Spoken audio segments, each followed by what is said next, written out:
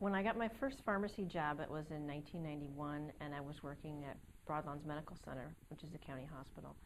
And it was at that point in time that I first came in contact with those people who fall through the cracks in our healthcare system. I spent several years of my career in the VA healthcare system, and while the VA is a wonderful healthcare system, there were some limitations as far as access. They had to come to a VA clinic. Some of our patients couldn't come back as often as they should have because they were 2, 3, 4 hours away. Maybe they didn't have a car that was working. They didn't have money for gas to get there. Some of our patients couldn't take time off of work. A lot of our folks that fall through those cracks are people that do have a job, but maybe the job doesn't offer health insurance. So there's a lot of gaps, and it's easy to see in the systems that I've worked in. Okay. Looking at the Healthy Iowa Plan as versus Medicaid expansion, I see some gaps in the Healthy Iowa Plan and some question marks. Where I see Medicaid expansion as having an advantage over Healthy Iowa is, first, of course, it covers more people just to begin with.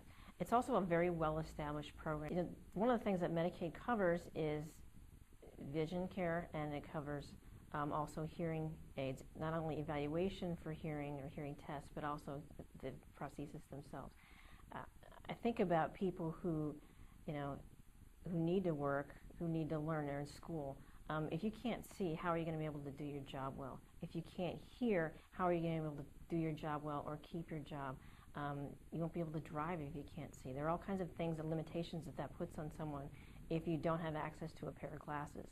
And it sounds very simple, but glasses can be very, very expensive, and it's not easy if you have very limited income to come up with the money for that. I spent the majority of my 20-year pharmacy career working with people who fell through the cracks, people who were good people and who had jobs, or maybe they couldn't have a job because they were disabled, but not enough to receive Medicaid benefits. When you look at those people, just the sheer numbers of people that I saw who didn't have enough to make ends meet and didn't have enough to provide for insurance, I think it's criminal to say that they don't matter, that they're not important enough. I think everyone in our state deserves to have health care coverage, and I think the best way for us to achieve that, and certainly the cleanest and most consistent way, would be to expand Medicaid.